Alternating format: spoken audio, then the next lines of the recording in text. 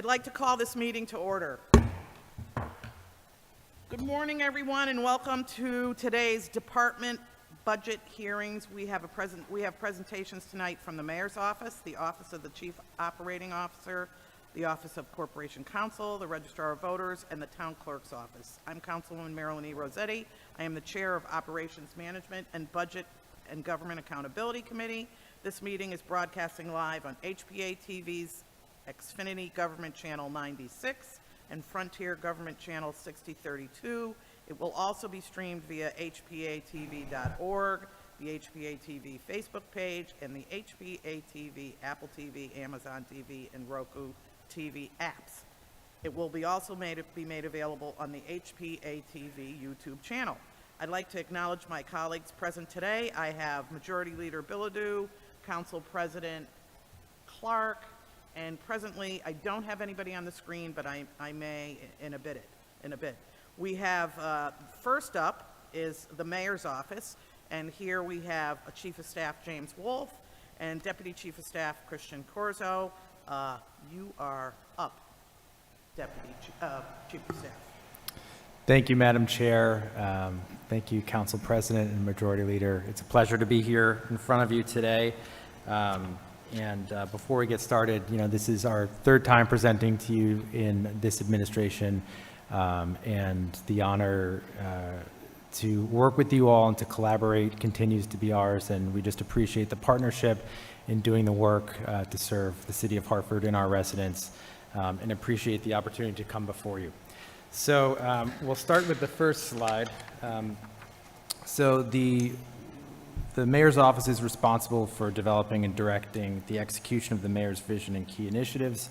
So we maintain financial stability and pursuing economic growth, working to promote development around the city, keeping our streets safe and our neighborhoods strong, and coordinating with other government entities to pursue policies and partnerships that benefit the city. When it comes to our organizational chart, not much has changed when you look at it on the surface from previous years, but I do want to talk about the vacancy in the Director of the Office of Community Engagement.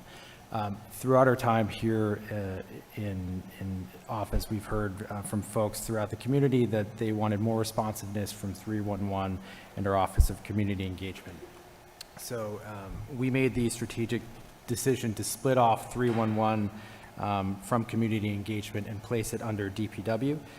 So the call center manager, Alessandra Ballesta, manages that staff and reports directly to Patrell Mailer, the Deputy Director of DPW.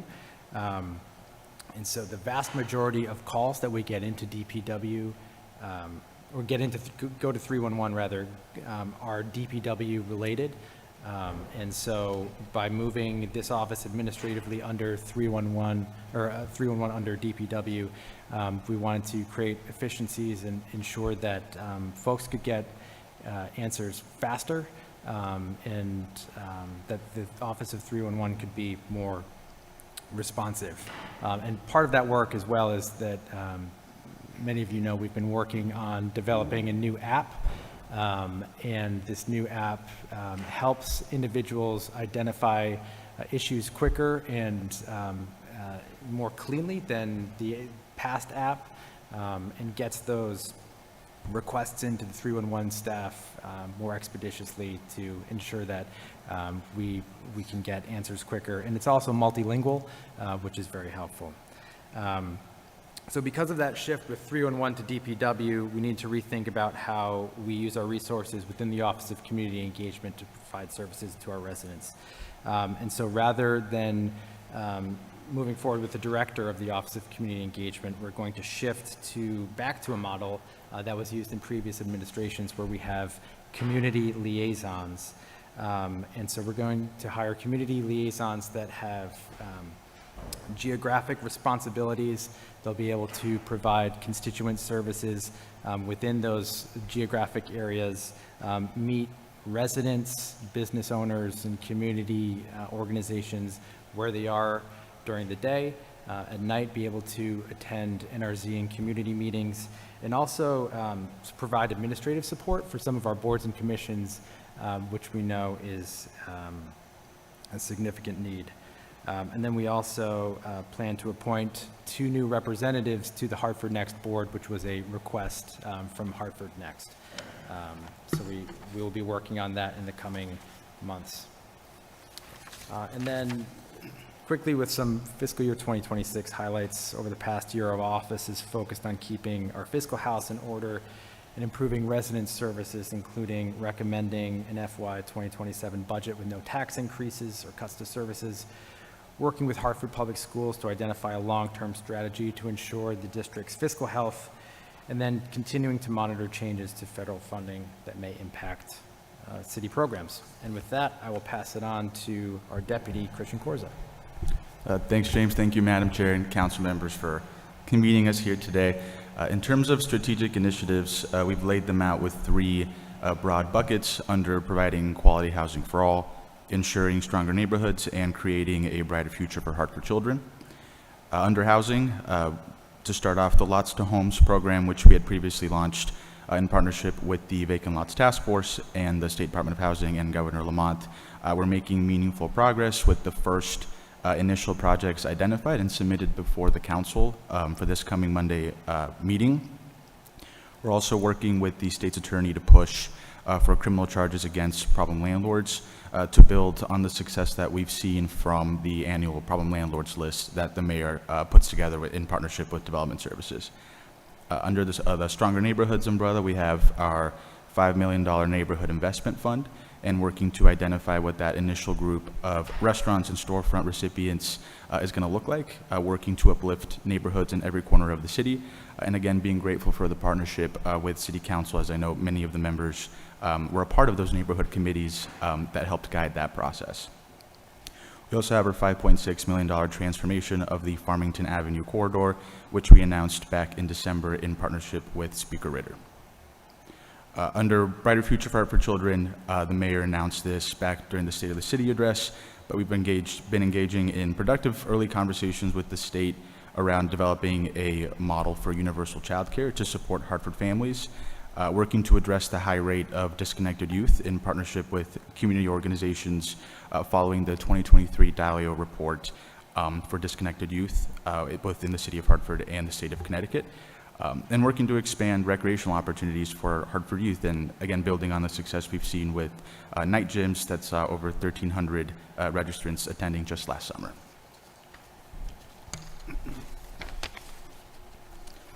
For our budget, you'll see there's no real change. There's a $333 differential that's driven by non-union position salary adjustments. Specifically, that was one position that moved to a different department, and then over the last year we had 2 new team members join the team at entry-level lower salary steps. So both of those changes ended up in kind of a wash, but it was a difference of about $300. Finally, in terms of staff composition, we have 71% city residents, 29% non-residents, majority minority staff, as well as majority female. And with that, we are happy to take any questions. Thank you. I'll start on my right, Majority Leader. Thank you, Madam Chair. I don't have any questions for you. I just want to say thank you for your presentation and thank you for your partnership.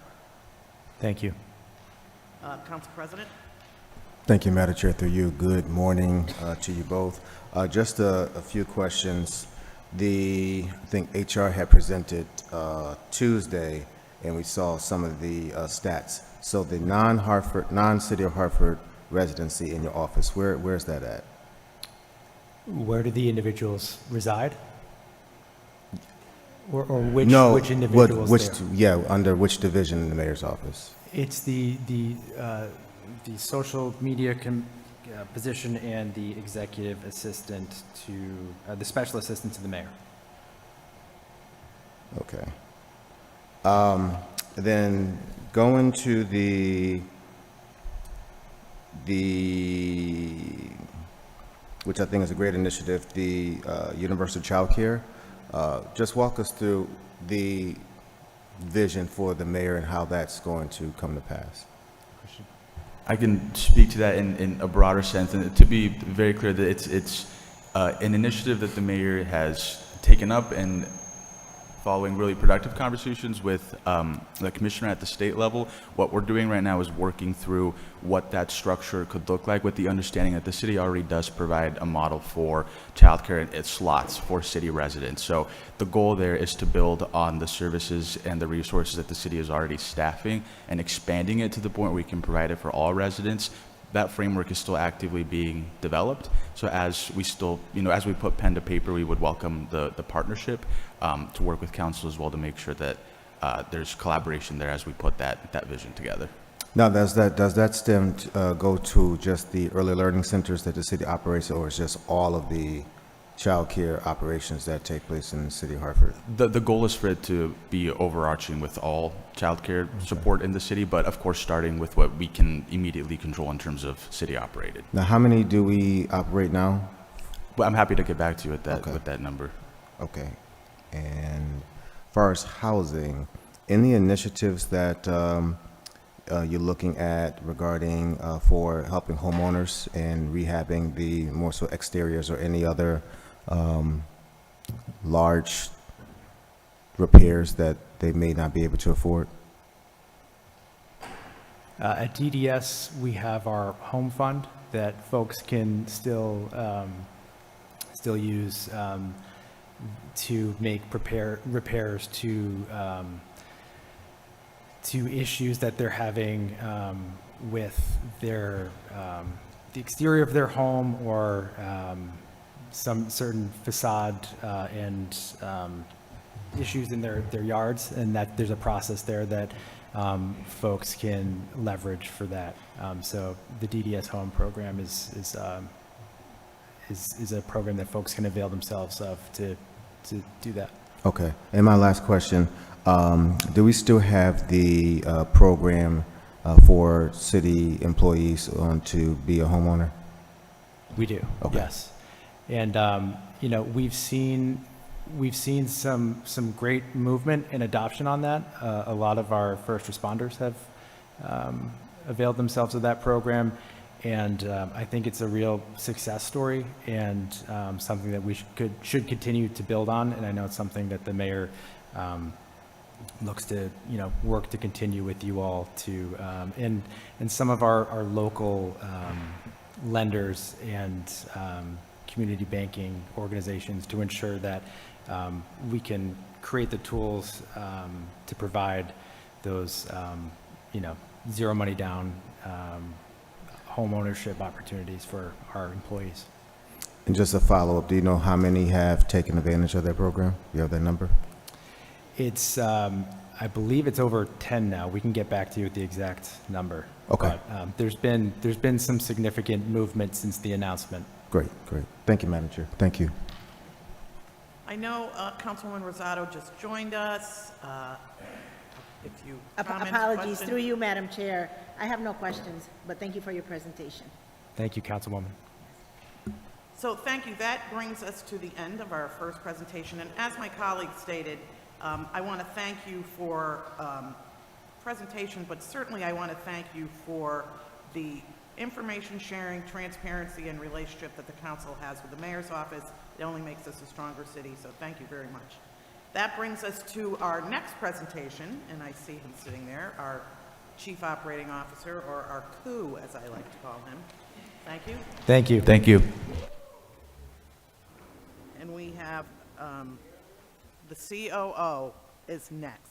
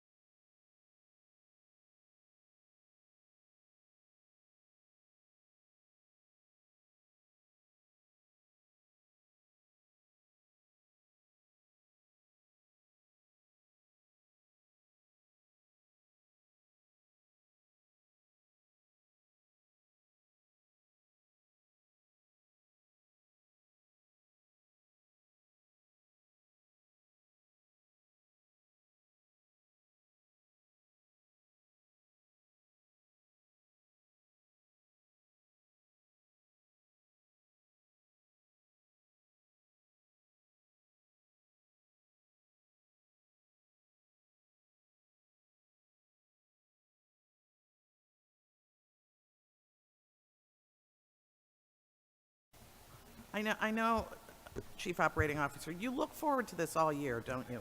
I know, I've heard, yeah. Well, when you are ready, we are ready.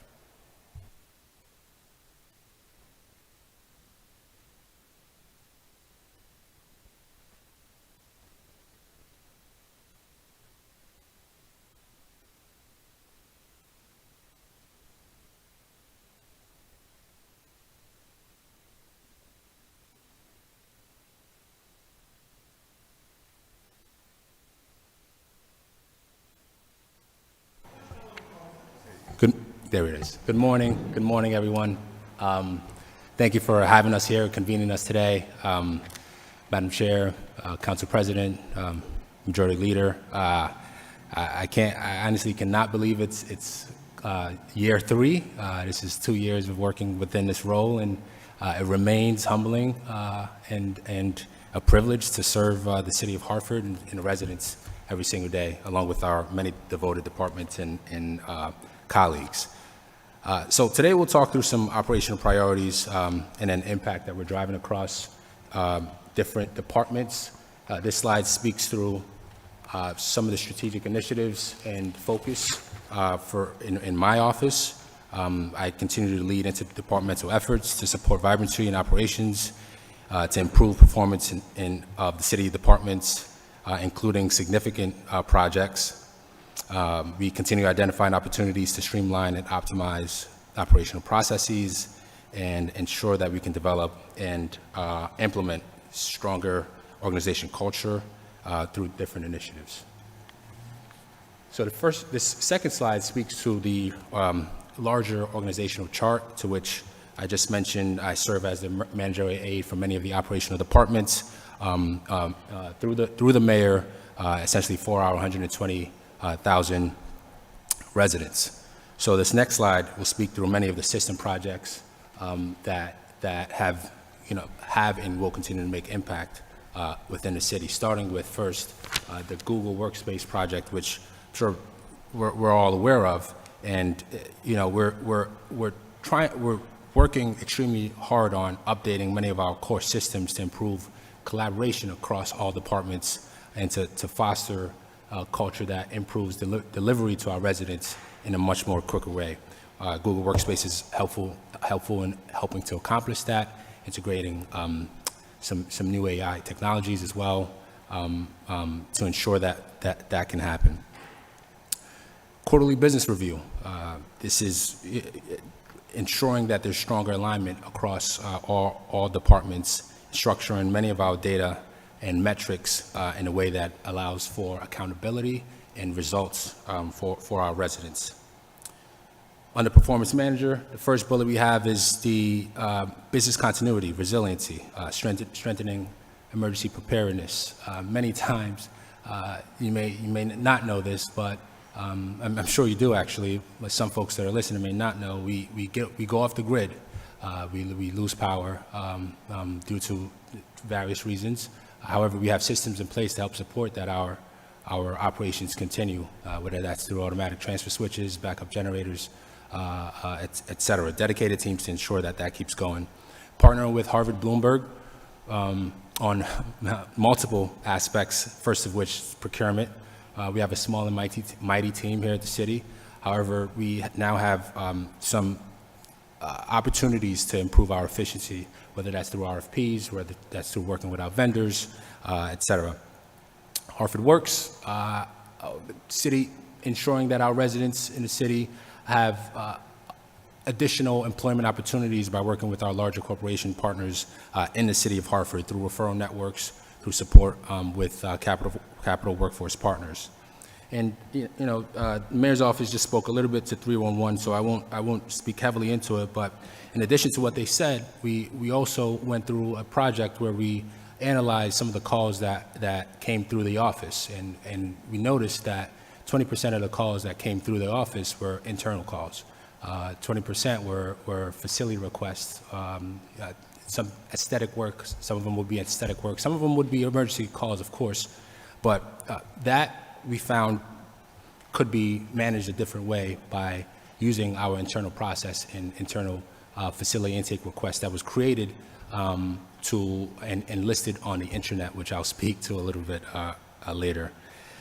Shared services, continuing to think through improving efficiencies through collaborations with other agencies outside of the city of Hartford, and ensuring that we can realign some of our metrics and performance with our strategic goals. So when we talk about sort of outcomes, what delivers those outcomes are the people that we work with, 1,400 employees, and ensuring that we, the collective we, understand that we recognize all of the work that we do every single day, and ensuring that we can engage employees across the city, the entire city. We have several listed opportunities to which that was enacted and continues to be enacted, whether that's Hartford Honors, coffee series, food trucks, and the like. So, the first bullet there is the intranet, and that's there specifically because it's a way that we found to let employees, colleagues know the benefits that we have, whether it's the home buyers programs, or whether that's the discounted gym memberships that we now offer at the city. Instead of only sending an email, we have instead of only sending an email or having flyers, we now have the intranet that helps to support advancing those initiatives, because telling our story is exactly what we need to do, not only for our residents, but also for our employees. And if you are on the city's network or on a city desktop, you'll notice that when you are on the internet, when on Google, for instance, the first page that pops up, the default page, is the intranet, and that's meant to be, that's purposeful, that's intentional to ensure that that's top of mind. The next slide is a picture of many of our colleagues at the top, at different opportunities and events that I just mentioned. We have a series of interdepartmental teams, whether that's firefighters, police, DFCY, Sports and Rec, HR, and ensuring that there's a meeting and sort of continuing to break down the silos of working within your specific department. I've heard comments at events like these that spoke to, I see you on emails, or we end up on calls, but I've never met you in the last 10 years. I mean, that's something we're trying to break down, and events like these certainly help with that. So this is, the work that needs to happen. This is recognizing all of our employees for many of the work that they do. Pivoting a bit to the next slide and ensuring that we can talk a little bit about personnel, recruiting and retention, right? It's yeoman's work. That in itself is ensuring we can have the right candidates within our city, and supporting the work is truly important. We have several positions that have remained vacant for quite some time, unfortunately, and trying to figure out through other strategies, not only through other strategies, how we can ensure those vacancies are filled relatively quickly. And that it's all levels. It's not just high level positions, whether that's director levels or officers, but also throughout the entire city, that we need to ensure that this work is done. And I give a lot of grace and thanks to HR for their innovative strategies and creative strategies to help support that. We're working on leadership training, that mid-level management with organizations such as Leadership Greater Hartford, and some specialized doctors to help ensure that new management that are coming in the city of Hartford know how to lead, who are new to management, who are new leaders, know what it means to be a leader and how to effectively drive initiatives across the city. Another thing, right, we're right now talking through partnering with colleges in the city to offer discounted tuition pricing for city colleagues, where I believe HR usually presents on this, we have a funding bucket to which people in the city can apply to. However, if we can reduce the price tag, the sticker price of higher ed tuition, which is rising daily or yearly, excuse me, we can help drive retention. Internal controls. Continuing to sort of increase our discipline and transparency across the city. An example of that is purchase card policy that we have in place. Centralizing many of our purchases as it relates to software, and finding utility and finding utility and performance to help support whether or not the software that we have contracted is actually as effective as it could be. We are currently going through an audit for software and utilization. We're currently going through an audit for utility spend within the city of Hartford as well, whether that's gas, electricity, water, even heating this building is quite expensive. Leasing and parking within the city as well. We have Health and Human Services at the end of this year moving from 181 Coventry over to Albany Woodland. That would reduce our leasing costs, of course, because that's going to be a building that we operate. And continuing to think through what sort of locations where we currently have departments in to help support our fiscal responsibility. Optimizing Position Review Committee, PRCs, budget and HR. We meet weekly to as whether it's backfills come across or new positions to ensure that we understand what those requested positions are from the city departments, but also we are aligned with respect to the bottom line. Some dashboard reporting. It was shared a few in years past about CIP's dashboard that speaks to the projects, capital projects from conception to through design, through construction to final output, and working across city departments to create more dashboards so folks understand the projects that we're working on. You have some examples there with OVP, DDS. I mentioned the utility piece. HHS. I could keep going down the list, but these are now dashboards that we're working on to create transparency within metrics that we're reporting on. Optimizing the capital process continues to ensure we have indices that include working through safety, cost, impact to the region, et cetera. And lastly, the last piece on this page, which is very important actually, is leveraging some of the technology that we have in place. And you have sort of a list of larger software that helps support our current systems, but ensuring that what we have now isn't antiquated and they're sort of integrated and working with each other. And that's, through document management software, contracting, et cetera. So this next slide, we'll now talk a little bit about the COO office in itself, which is comprised of different functional leaders, departmental leaders, first with OVP, with Siobhan Campbell, then the Director of Equity and Opportunity, Courtney Messenberg, Julia Jack, who's the Director of Capital Improvement, Capital Projects, Tanisha Dugan, Director of Arts Culture, Shannon Frost, Director of Marketing, Special Events, and some of this team are here with us today. And actually, funny enough, Paul, the former Director of Capital Projects, is also in the crowd, so shows a lot of support for that office. The next slide speaks to the marketing division.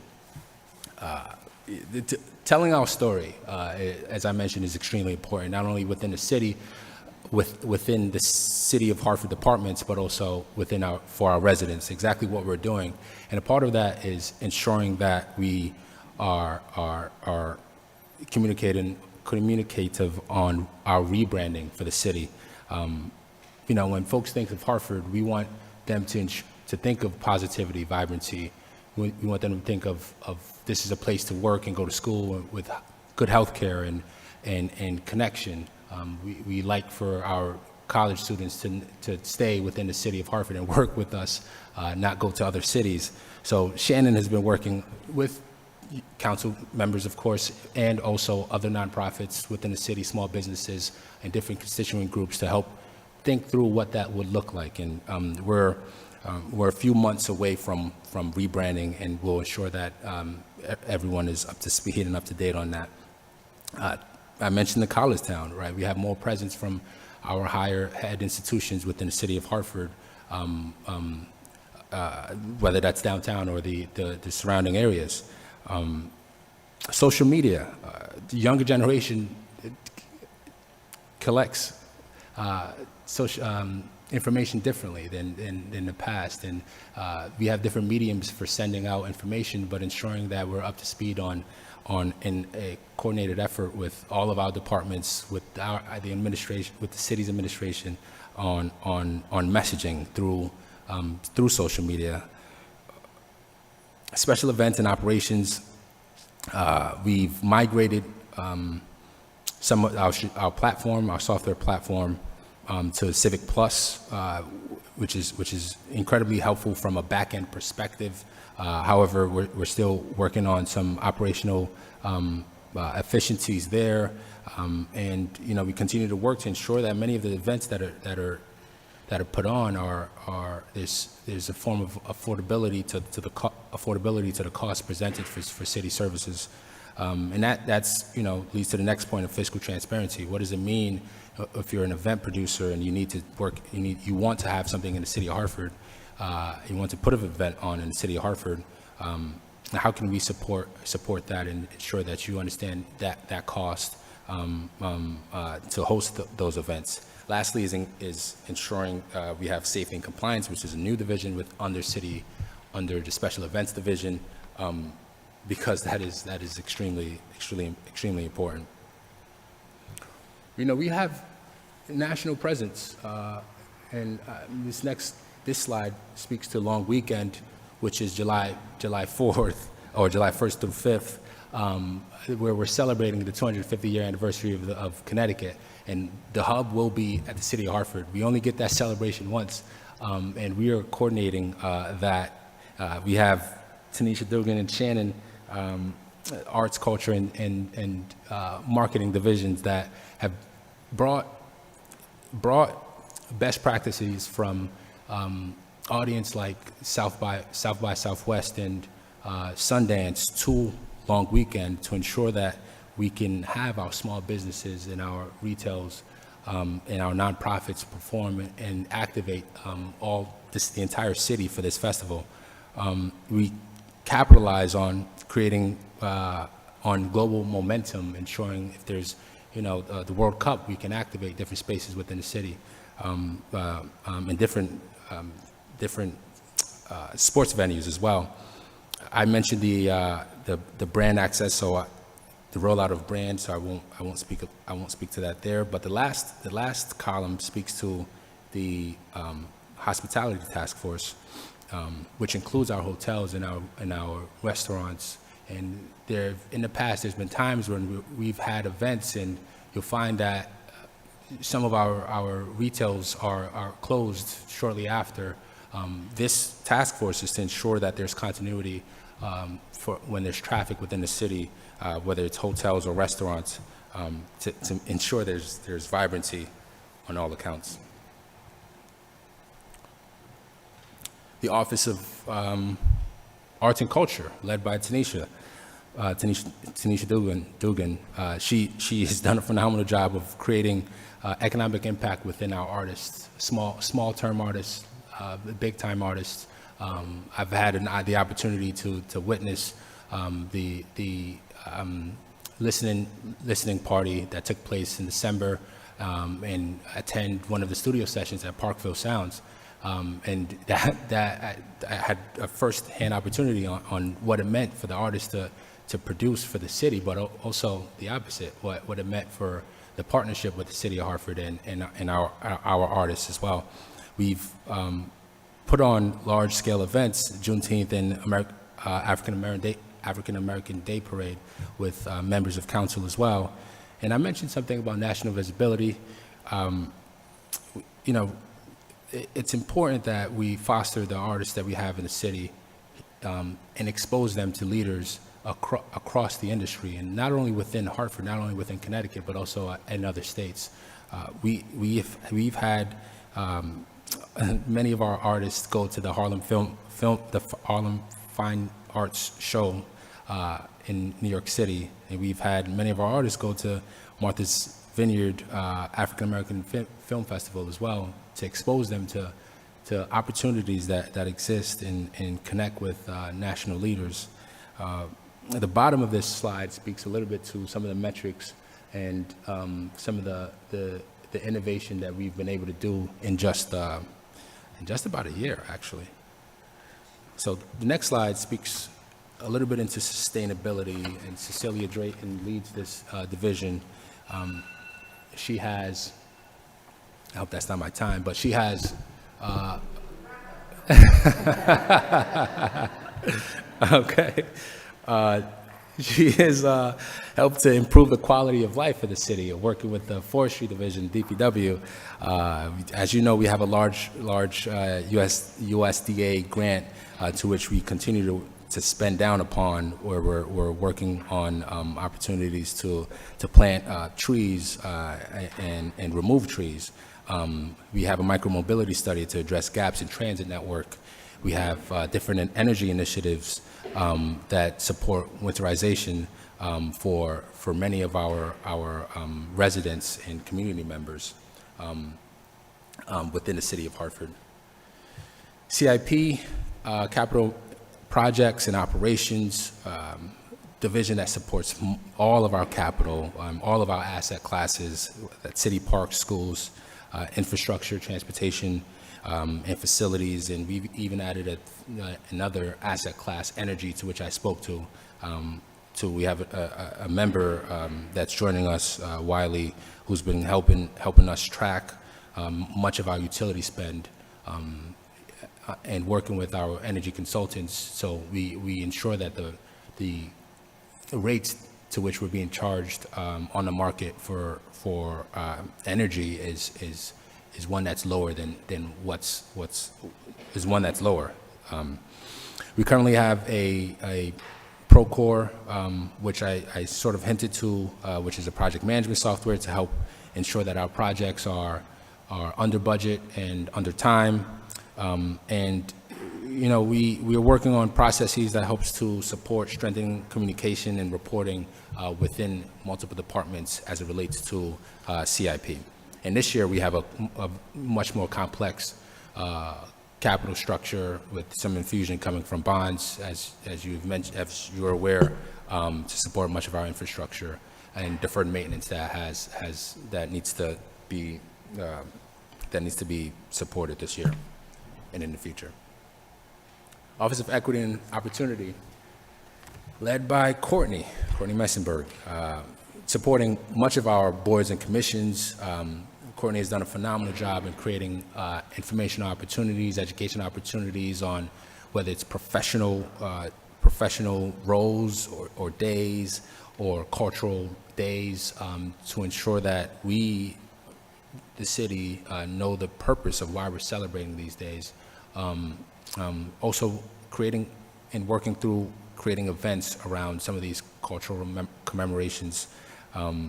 She's also led efforts in mandating trainings where we're yielding a 97% compliance rate from many of the policies that we have mandated. Last piece here is the EOC filing. She's working with human resources to strengthen she's working with human resources to complete our EEOC filings in an appropriate amount of time given. A lot of this work within this office is strengthening our culture internally and expanding that impact that we have across all divisions in the city. So where we're going is, you know, many times we'll have initiatives that we sort of hear in conversations, of course, but never truly a structured way of collecting feedback across the city. And the initiative we're coming forward with is a survey across the city to help with that. With onboarding, we are in our second year of a formalized onboarding process, but we know that there are opportunities to ensure that people who are onboarded at the city have exactly what it is they need to be successful moving forward. And I spoke a little bit to the education opportunities that we have forthcoming, so I don't need to belabor that. The OIG, Office of Inspector General, led by Joe Lopez. Joe and his team has done a phenomenal job in education outreach, creating social media campaigns on behalf of the CPRB, and currently designing a formal training for many of our CPRB members, Civilian Police Review Board members.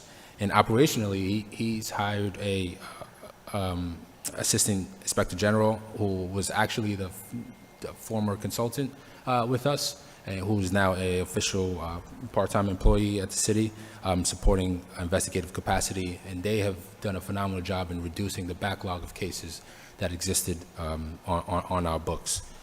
They continue to optimize protocols and procedures, and do a great job collaborating with Corporation Counsel and Chief of Police and the Chief of Police's team.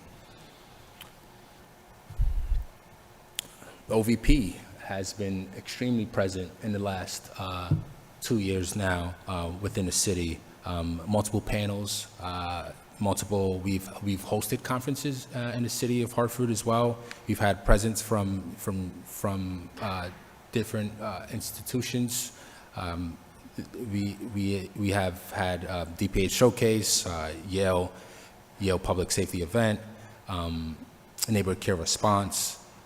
Siobhan has done a great job on getting to our community what it means to prevent violence, to intervene when violence does occur with our community partners.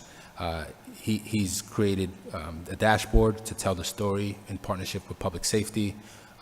We have resource maps and resource guides that speak to our community partners within the city. We've had multiple initiatives where he has created an advisory board.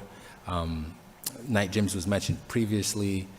We have opportunities where we're working to clean up city streets. There was a cleanup yesterday, actually, in partnership with Open Heart and our neighborhood ambassadors. We support community vigils, funerals that unfortunately take place, right? This is the work that needs to happen, and it does from this office, so we remain grateful for his work.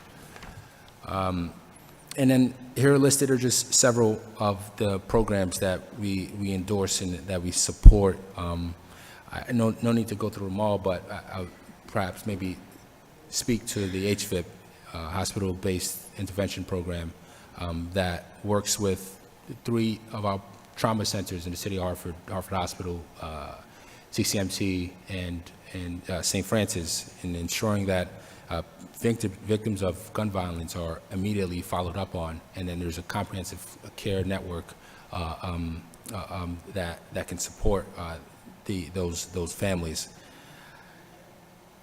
The next slide speaks to our Promise Zone, and it's been a 5-year grant that we received. And we are actually in the 5th year of implementation, and year 1 was planning. The first 4 years were development, and now the team is working on stability, sustainability, and utilization within the north end, but also expansion to the rest of the city and the rest of the neighborhoods within the city, not only the north end. Those first couple of years were about listening to the community and their needs, and the results of the community feedback is what is currently happening, where we've expanded our access to critical services from a health perspective, from a housing perspective, from a stability perspective. The community has mentioned through this network that they needed more students to apply to college, and there are now more students on track for post-secondary opportunities. The community has mentioned there needed stronger coordination across the city and several school programs, to which there is now a stronger coordination. So this last year is going to focus on additional city neighborhoods inside of North End, but also outside of the North End as well, and strengthen the infrastructure of that model.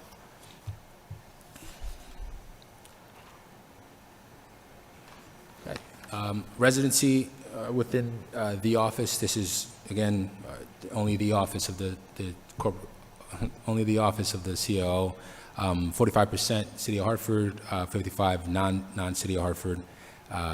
You can see the mix in race and ethnicity, where and then gender is a breakdown of male 27% and female 73%.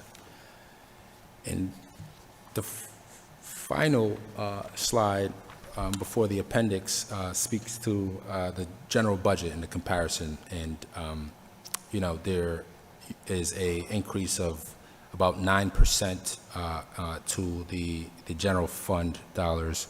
However, there's a decrease of 38% from the grant dollars, and the grant is really just a spend down of ARPA dollars within that tranche. And general fund, there's been a shuffle of positions, if you will, within the COO's office, where, as was mentioned, 311 department is now reporting to DDS. And other positions have interchanged within, whether it's the mayor's office, whether it's sports and rec, whether it's DPW, finance, through this office and those respective ones. So the opportunity for us is really it's clear what some of those opportunities are. I spoke a lot to operational efficiencies.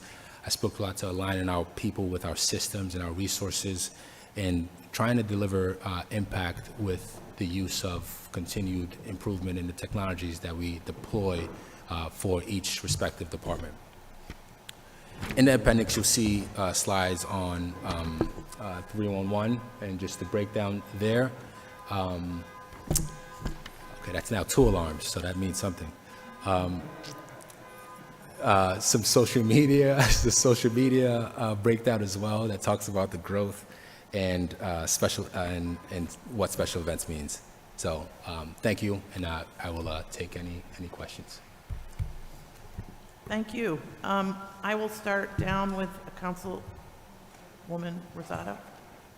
Madam Chair, can I be last? You can be last. You had me all week as the first. All right. Well, no, I was, because I went to screen to here. Yes. All right.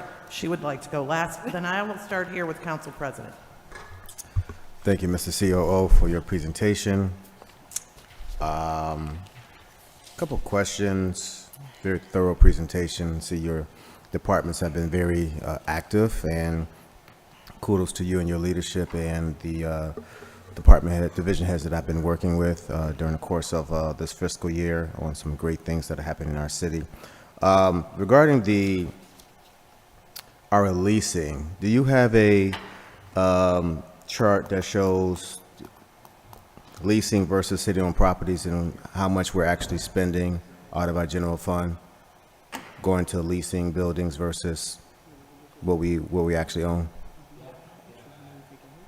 Yes, Council President. I currently, right now, we're working through numbers behind those leasing opportunities, or leasing that are on the books, and what other potential opportunities we have, similar to HHS's move from a space that we do not own that we lease for, to a space that we will own and we operate. And as a follow-up to that, with some of the city-owned buildings that we have owned for decades, is there an updated feasibility study as the potential likelihood of us renovating that building for us to move into those city-owned spaces? I mean, we own more than, there's not a full comprehensive feasibility study of all properties that we own, no, but we own, I mean, I think when we think of our city properties, that we own more than 200, maybe 250 parcels in the city of Hartford, to which we're working through, dispersion of those properties. What was mentioned in the prior presentation was the lots to home opportunities. So that's one avenue, working with our land bank to disperse some of those properties to create home ownership within the city, and other development opportunities. Internally, there are properties that may be a good fit. However, we still need to do a comprehensive feasibility study on whether or not those properties that have been thought about make feasible sense and fiscal sense. And regarding leasing, with respect to what's going on over at Constitution Plaza, is that going to affect our lease agreement with them? No, it wouldn't. Not with, no. Okay. My other question regarding energy, and has your office with the rest of your colleagues, have you discussed the potential of the city creating its own energy grid? I would have to get back to you on that, Okay. All right, thank you. of course. Thank you, Madam Chair. Thank you, Majority Leader. Thank you, Madam Chair. Thank you for your presentation. So I have a question regarding shared services collaboration. Have you identified any cost savings out of those shared services collaborative effort? Yes, over the past year, our teams have been meeting with different agencies, one of which is East Hartford, to talk through some potential opportunities.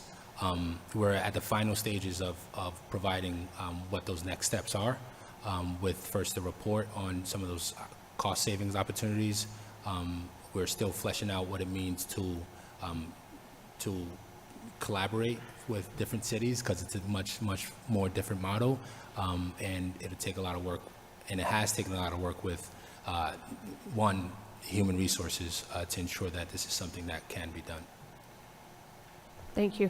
Then I just have a question regarding the website, because I know we've talked about social media a lot. Is there any plan to improve the website? I know we get a lot of concern about those from the public trying to navigate the website. Yeah, I'm so glad you brought that up, Majority Leader. I only spoke about the intranet, but the external website, hartfordct.gov, is currently ran by, supported by Granicus, to which we're reevaluating our relationship with them. We have been trying to schedule trainings and do update the website in a way that's easier for our liaisons within the departments. However, it's been extremely difficult to get those trainings set. So as of last week, actually, we reached out, Shannon reached out on the cities on my behalf, and we're looking forward to a call. I do anticipate that there will be a revamp of the hartfordct.gov website to ensure that the information that's provided is accurate, but also that the feel of that website as well is also updated. Thank you. And lastly, it's just a comment, but I know you all are doing a great job marketing, and I encourage you to continue to outreach and market the neighborhoods. There's a lot of wonderful businesses in our neighborhoods, and I know we do a good job downtown, but I always look forward to seeing us expanding on that. Of course. Thank you so much. Thank you. Councilwoman Rosado. Hi. So first of all, thank you for your presentation. I think that in the 9 years that I've been on council, this has been a great presentation. So my first question is, the budget shows general fund growth and a large drop in grants from year 26 to 27. What specific services or projects are at risk if grant spending continues to decline, and how are you planning to replace that funding? And you can get back to me on that. I know it's, Yes. I think that's more of a complex answer that I can follow back up with you.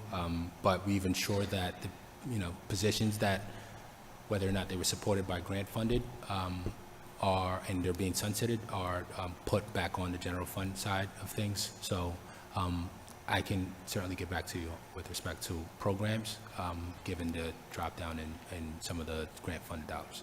thank you. The deputy COO position, and I know that you've been working really hard to fill that position. Do you have any positive prospects in line? Yes. I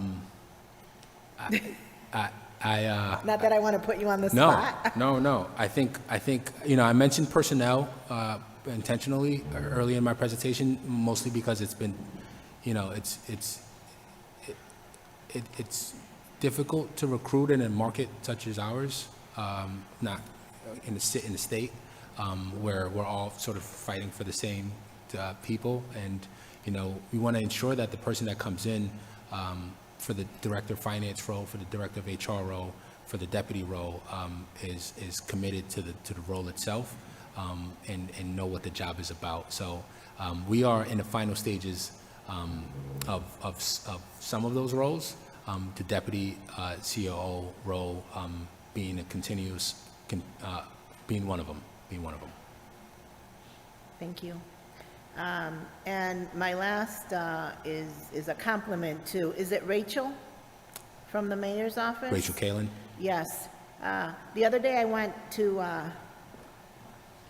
the mayor's office for a meeting, and, all these years I walked in, it's always been very dark, but this time it was very welcoming.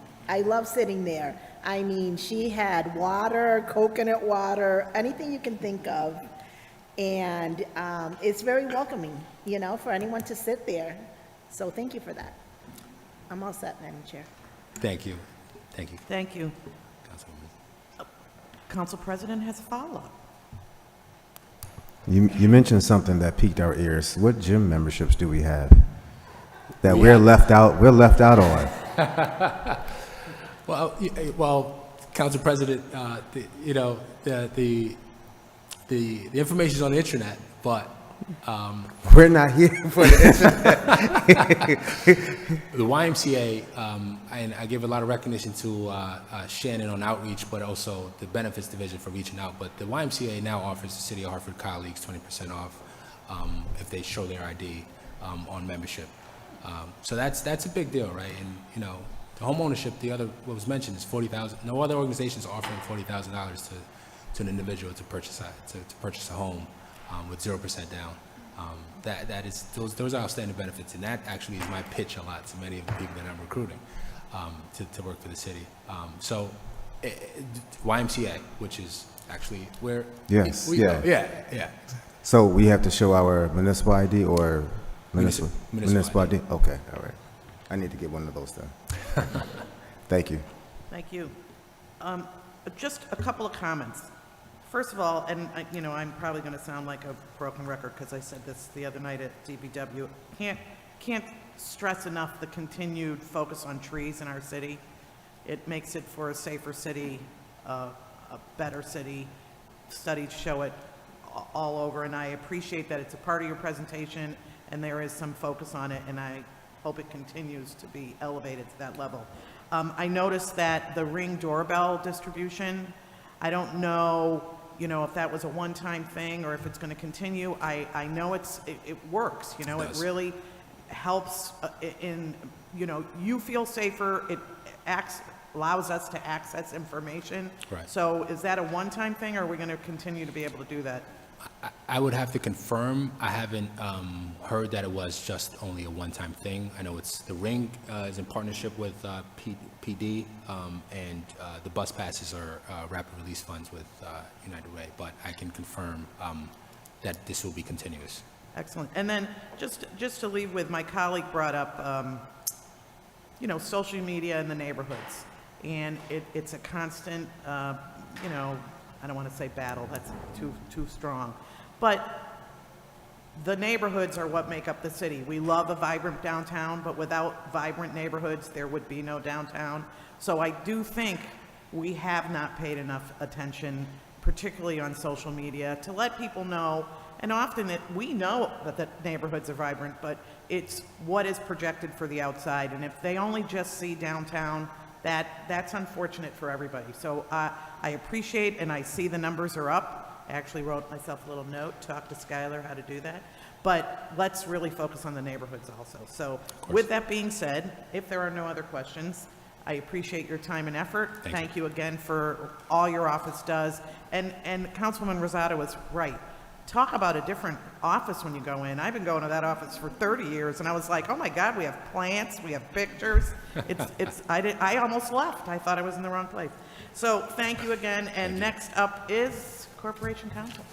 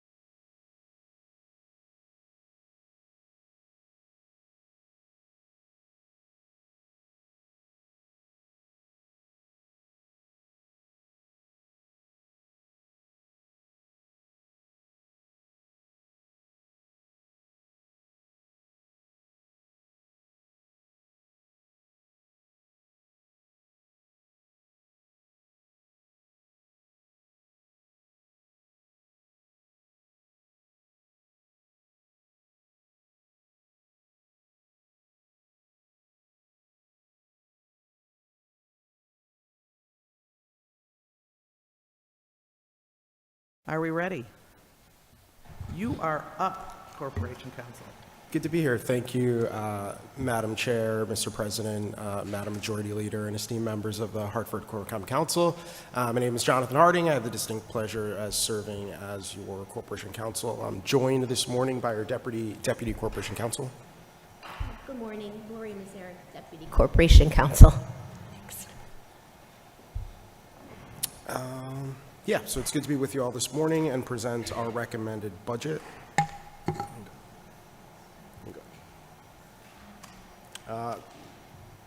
As you're aware, the mission of our office is to provide high-quality legal assistance and guidance to city departments, offices, agencies, boards, and commissions. Really, our work spans every corner of city operations and providing legal guidance and support.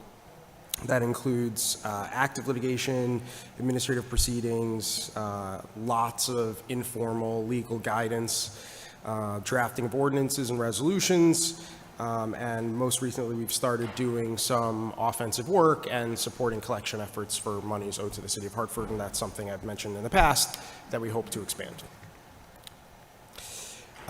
This is the Corporation Counsel's Office Department Organization Chart. I will just pause here for a moment and notice that it's a very small organization considering the amount of work that comes to the office. I'm really grateful to have such a hardworking, dedicated team that provide really high-quality services under tremendous caseloads. In addition, they're not really part of personnel, but we do also hire per diem hearing officers that support our administrative hearing program for the appeals of parking tickets, and will eventually help support the automated trafficking program when that comes online to provide hearing officers for that process as well. Just a few highlights. Obviously, there's a lot of things we could touch on. I did want to note, because it has been discussed for quite a bit, the progress made at Batterson Park. We made a lot of progress this past fiscal year regarding kind of a complicated negotiation between Riverfront Recapture, the state, and the city. There were a number of agreements we had to get through, and we are in the final stages of that and should be hopefully wrapping up those agreements in the next week or so. So really excited for that. Another big development this last year was adopting a new case management platform, which has been great. It's been a huge improvement over our previous platform. We're still working through some of the nuances of it now and really helping to customize it a bit to better fit our needs, but I'm really excited for next year once we hone in on making that platform more effective. Generally, we've managed active litigation and administrative proceedings in state and federal court across the state, as I alluded to briefly before.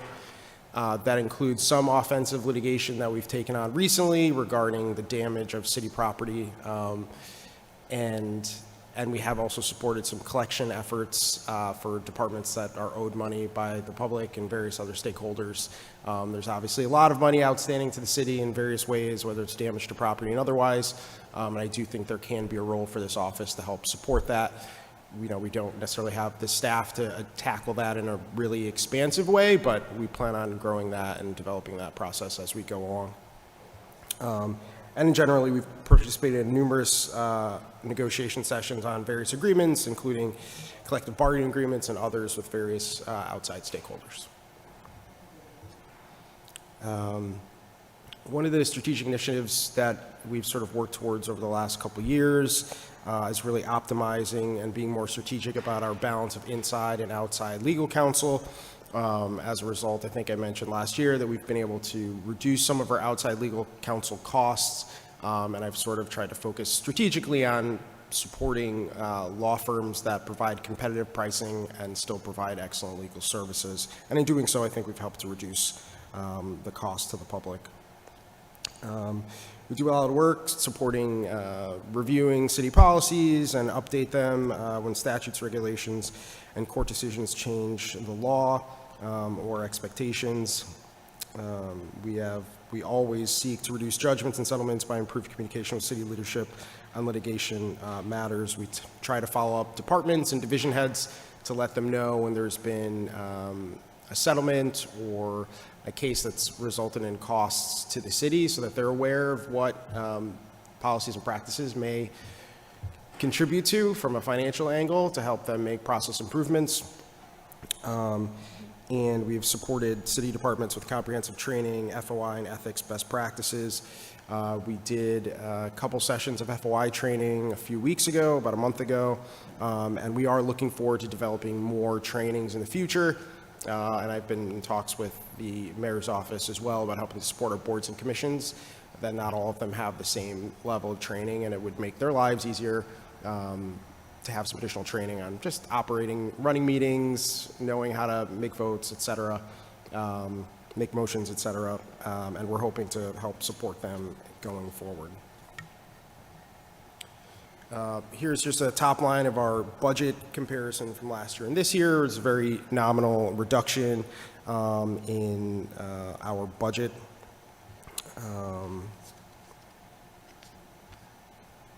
Yeah, not much to say there. And again, generally, the work of our office includes our work in litigation, legal guidance, and consultation. Again, informal legal guidance. There isn't really a stat line for that. But that's a tremendous amount of work that our staff do, is providing feedback and legal guidance to our departments and divisions. There's a number of commercial and real estate matters that we work on. Attorney Vassallo does a lot of our real estate work and helps support DDS when acquiring and disposing of properties. We do a lot of form and legality review for contracts and assisting with compliance matters. We'll see here a breakdown of the office's demographics.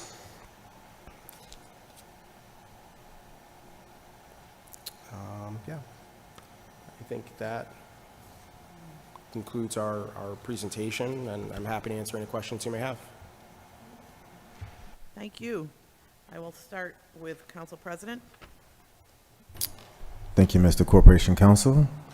Very quick. Love it. You probably touched upon this. If you did, I might have missed it. With respect to outside counsel obligations, how do you toggle that in? Is the plan to keep more in-house? I know sometimes you got to go outside, but can you just speak to that? Yeah, it's sort of case by case. In general, I've tried to, our office does a tremendous amount of work. The bulk of our legal services are done in-house. The vast majority of our legal work is done in-house. There are sometimes strategic decisions, whether it's just resources, time commitments, that sometimes it's helpful to farm things out to outside counsel. But as I mentioned before, there are times where if there's an expertise, for example, that we need to go outside for, then I sort of negotiate or consider or contemplate, what the costs are for certain firms that maybe have specialized work that we have to pay a premium for. But there are a lot of firms out there that do support municipal and government work and do have competitive pricing, and I try to look forward to those firms for helping to pick up some of the more routine work, I guess, non-niche work. Do you have to negotiate any of the rates, or do they have like a set city of Hartford or government rate? Yeah, so many of them have a set government rate, but it is negotiable. I mean, there are times when I politely ask for a better rate, and there are times when they're able to accommodate that. There are also times some firms are just less flexible than others because they have large institutional clients, and we may not do a lot of work with them, and so there's less flexibility there. So I do try to work with all of them to get the best possible rates for the city of Hartford, and most of them will offer us a discount or expanded discount for municipal rates and as well as for Hartford, because we are, we can be a part of their book of business, so to speak, and it's important that for firms that do a lot of work with us that they, appreciate that fact. Thank you. Thank you. Thank you for your work and support to the council. I think you have a phenomenal team. What I particularly like about your department is that many of the colleagues have great institutional knowledge. They've been here in excess of a decade, and you have a great paralegal staff. I see one of them in the audience that has been a great help to the council as well. So kudos to yourself and to your team and keeping them together. Thank you very much. Thank you, Madam Chair. Thank you, Mr. President. Thank you. Majority Leader? Thank you, Madam Chair. I have no questions. I just want to say thank you for your presentation. Thank you to you and your staff for supporting, especially my committee, through policy updates and giving us great guidance. I appreciate that support. Thank you, Madam Majority Leader. Councilwoman Rosado. Hello. Good morning. When I look at the org chart, I see on here 13 positions in your department with a vacant position of the Assistant Corporation Counsel. When I look at the budget book, I see adopted positions for 2026, 15 positions, recommended positions, 15 for 2027, but I don't see any vacant positions on the org chart. Yeah, I'm actually seeing that now for the first time, or recognizing that now for the first time. Yes, there is a vacant Assistant Corporation Counsel position that we are currently seeking to fill right now. There is also a vacant associate position and a vacant paralegal position that are technically budgeted for. I think we talked about this a bit last year as well.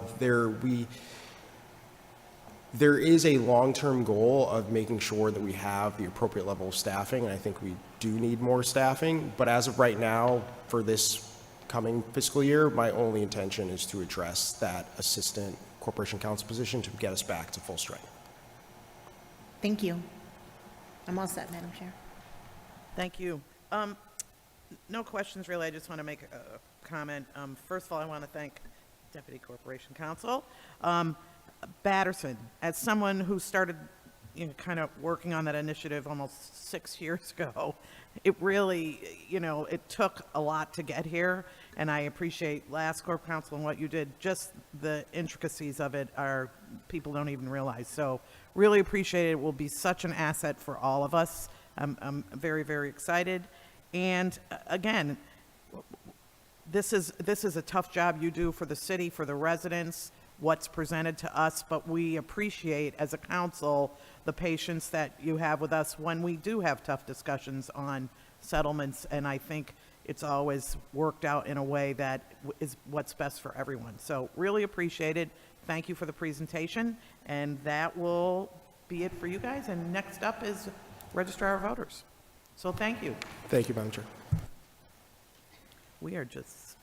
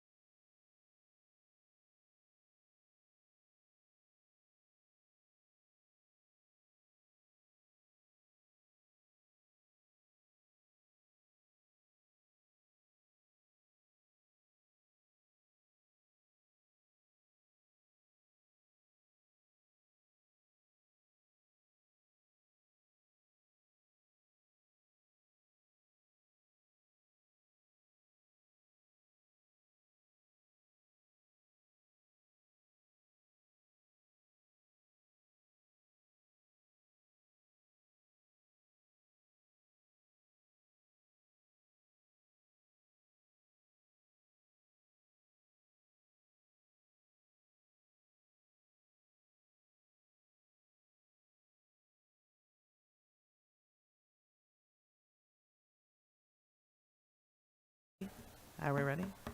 We're ready, Michael? Okay, so that brings us to, good morning. Our next presenter, Registrar of Voters. We have our Democratic Registrar of Voter, Ms. Feliciano. Your presentation, we're ready. Good morning, and thank you for the opportunity to present on this beautiful Saturday morning. It is beautiful, isn't it? Yeah, it is. Right now, me and Council President would have been in New Jersey, him watching his son and me watching my grandson play football. But anyway, here we are. As we know, our mission has not changed. The Registrar of Voters Election Administration, ROV, serves the needs of the voting public in municipalities in which they are elected. ROV is governed by federal, state, and local laws. ROV works closely with the Office of Secretary of State, also known as SOTS, to ensure registered Hartford residents exercise their right to vote and procedures are protected. ROV's sacred honor is to protect, promote public trust and confidence that we will conduct a fair and accurate election to the best of our abilities. It is a requirement that we stay focused on our vision of a free and impartial election despite changes in our society and its laws. Nurturing and protecting democracy is a team effort. Registrars continue advancing with required professional accreditations prescribed by the SOTS and current election laws. ROV is bound to uphold the integrity and performing of all duties and of our profession. Excuse me. Sorry. Okay. Our department, and my apologies for not introducing earlier. To my left, you have your Republican Registrar, Nayurka Vega Velasquez. To my left, you have her deputy, Chabali Gonzalez de Martinez. Behind me, you will see Olga Colon, excuse me. Our executive assistant, Ms. Kathy Brooks, my deputy Democrat registrar, is not here at this time. And Glory Bell Santiago, which is our data clerk right now, is at a community event at Mariela de Paz doing promoting election registration. So, moving on, we do have one vacant spot for data entry. Our highlights for 2026, we successfully administered primaries and elections efficiently with no major disruptions, implemented early voting and same-day registration, maintained accurate voter rolls through daily updates, ERIC reporting, DMV integration, and post-election canvass process. We strengthened poll workers' requirements, recruitment and training, conducted community outreach at several events to increase voter awareness participation. We've just currently partnered with the Hartford Vote Coalition and to launch a Hartford Youth Collective, which is improving civic engagement and accessibilities for youth. This digital initiative is youth-led, designed by youth, to make civic life in Hartford more understandable, accessible, and meaningful for young people by centralizing information on local government elections, community organizations, and opportunity. We request that you save the date if you like. In East Hartford, we will be collaborating with many other organizations. It's on September 19th. It's a Civic Engagement Day where we will be hosting several workshops and availabilities of how to register and so forth, and discuss many other things. Strategic initiatives, complete record retentions, maintenance of enrollment via in-person DMV and online registrations, conduct annual canvass of voters as required, maintain equipment in preparations of elections, training of new tabulators and Connecticut voter registration system, which by the end of this year will finally change, provide moderator certification, provide training of election officials, per the Connecticut General State Statutes and SOTS requirements, continue promoting voter education, participate in community functions to promote voter registration drives, ERIC report, and we're currently waiting new legislative information laws that will be passing soon. We were just informed, myself and the town clerk yesterday, in regards to Public Act that was just passed. We haven't read it or gone through it. It's quite a few changes that are going to be made to the elections, absentee ballots and so forth, and how many things are going to be. So as they come along, there might be some effect to the budget situation. We don't know yet, but when that happens, I will make you guys aware. All righty. Our budget comparisons, as you see, the change is 1.5 is due to the net increase due to union contracts, as every other department. Our budget highlights and areas of focus. The party endorsements, petitions, early voting this year will take place in August, on August 3rd through August 9th. We'll have a dual primary August 11th. Minor parties on September 2nd. Early voting for general election, October 19th through November 1st. General election will be November 3rd. Our total vote system, which is now currently our CVRS system, will be changing in 2026. Of course, the legislative changes that I just discussed of no excuse absentee ballot and other election information canvas, continuing our accreditation, civic engagement, and moderators certification. And with that, I will end my presentation and answer any questions that you would like. Thank you, and thank you to your department. I will start with the council president. Thank you, Madam Chair, through you. Thank you, Gigi, for your presentation. Just a quick question. Voter purge, I've always heard about it. What's that process like? How is that initiated? When a voter is purged? Yes. So when a voter is purged, normally we get a list from the Secretary of State. They have a list that's placed in our Connecticut voters registration system. And with that list, we go ahead and we purge all of the voters. So the other way you would be removed or turned off on our system, not completely purged, is if you have not had any activities within the last 4+1 years, totaling 5, within your voter registration. You haven't returned a canvas card, you haven't done any election, and so forth, and that's how that occurs. Okay, great. So that is nothing that's initiated out of your office. That's always done. It's initiated as far as purging through the Secretary of State. Okay. We only purge, and I don't like to use the word purge. We turn folks off, our voters off on the system when what I just explained occurs. So when you turn them off, is that like an audit done through your department or just from the signaling of Secretary of State's? Well, there's several steps. It could be done through when we regularly check our voter rolls.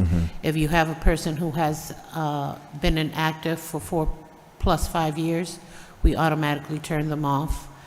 If you have, we have certain voters that we found that have had no activity since 2000. We can easily send them a letter, and if things got returned, we turn them off. But you go through a process of being inactive first for several years before you are officially turned off. Or if DMV sends us a letter saying that that person has registered or in a different town or city, or if we received from other states that they have registered in those states. Okay. Thank you very much. You're welcome. Thank you, Council President. Majority Leader. Thank you for your presentation. You're welcome. Just to piggyback off that question, what happens if you receive a postcard back with a different address on it? If we receive mail back with a different address, if they, we normally, what we do is send a letter to the new address with a returned envelope back to us for them to sign and deliver. If we don't receive it within a certain period of time or it's returned undeliverable, we place that person inactive. Thank you. You're welcome. Councilwoman Rosado. Thank you, Madam Chair. How are you? Good morning. Good morning. Is there anything that you asked in the budget that your department did not get?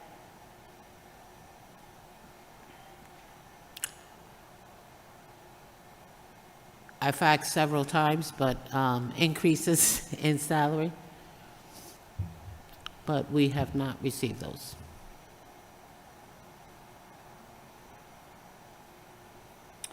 Okay, thank you. You're welcome. And thank you for your presentation. Thank you. And thank you again. You're welcome. Very Thank important you. department. We know it's a Saturday, but trying to No worries. work around everyone. And again, good job, and we're now on to the next department. Thank you. I thank you. Mr. Town Clerk, you are up.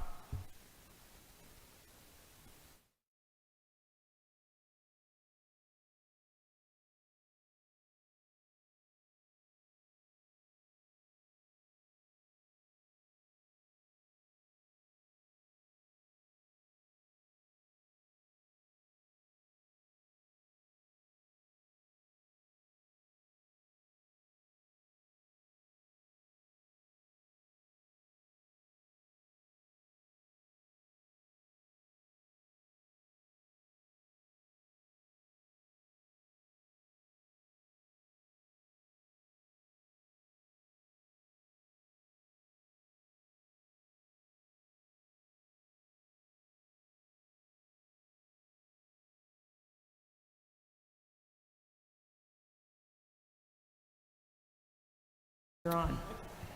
Good morning, Council, Chairwoman Rossetti, and distinguished colleagues. In preparing for this presentation, I came across a old presentation from fiscal year 17. So at one capacity or another, we've been up here for about 10 years. And every time we're up here, it's an honor to serve the council and serve the city of Hartford residents.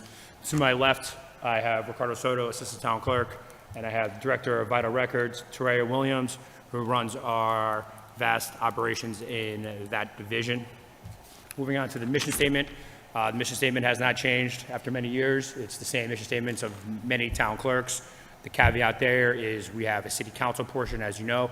We report directly to city council, so you effectively are our bosses. The council aides on paper work for us, and I want to thank you for the partnership we've had over the years. I think the partnership on various levels, which I will go into later, I think has been very fruitful and can continue to be fruitful. Just a quick breakdown of the organizational chart. Not shown here is the city council, who we report to, who oversees the office. We have 3 vacancies. We look to keep those vacants more or less vacant for the 6 months of the year. We may or may not proceed on one of the fillings. That being said, you can see the breakout, the land records, which is the operations standpoint. You have the vital record division, and then we have the city council. Also not shown there would be some of the temp staffs for the elections or primaries that we run into, while we flex in part-time staff between 1 and 3 individuals, depending on how big the election is. And on to the next slide.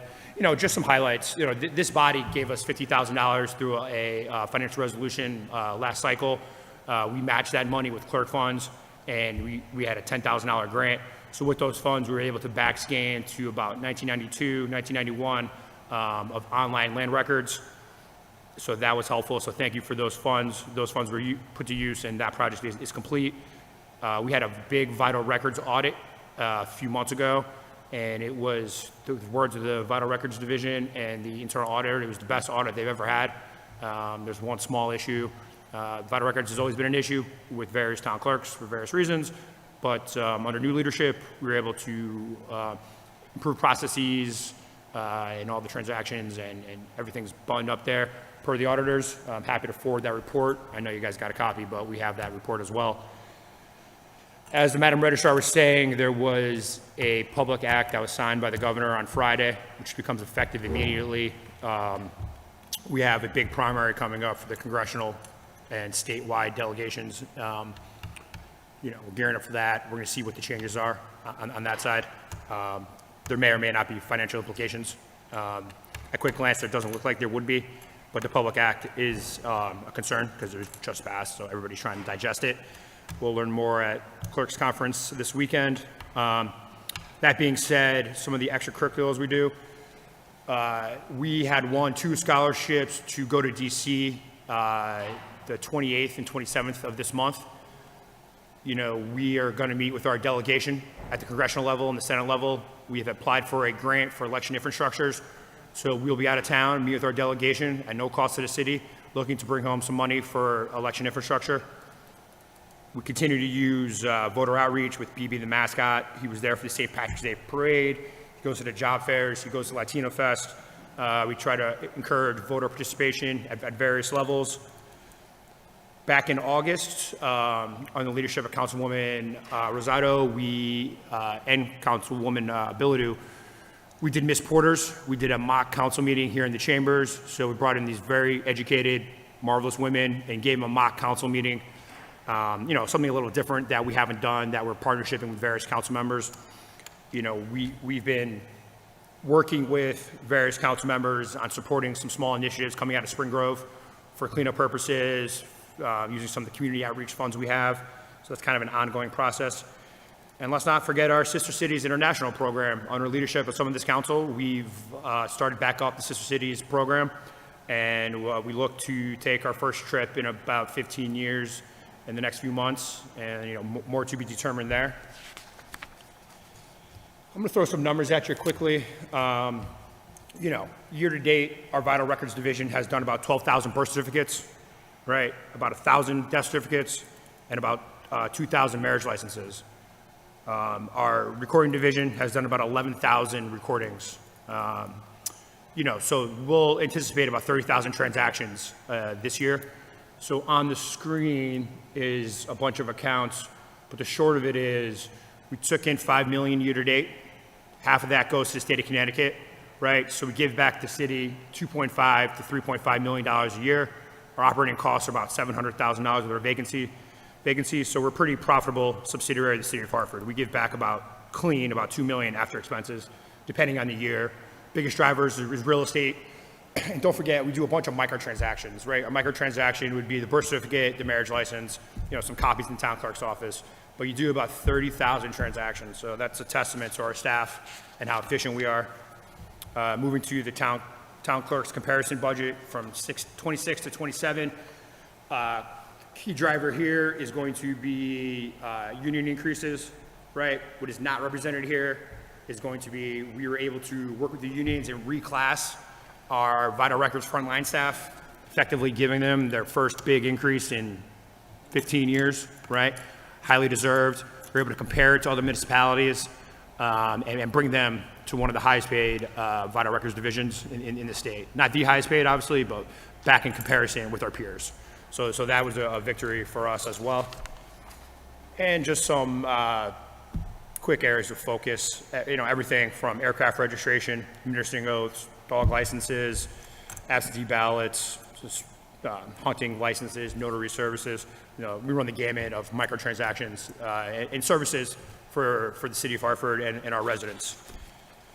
Breaking down the staff composition, 55% of our employees live here, 45 do not. We have a mix of 44 to 45 African American or Hispanic, 11% Caucasian, and we are a heavily dominated female gender in our office. Yep, exactly. And I'm outnumbered, right? Me and Ricardo. No, it's okay. Great staff. And just last, the slide. This is the ongoing continuing education that we do.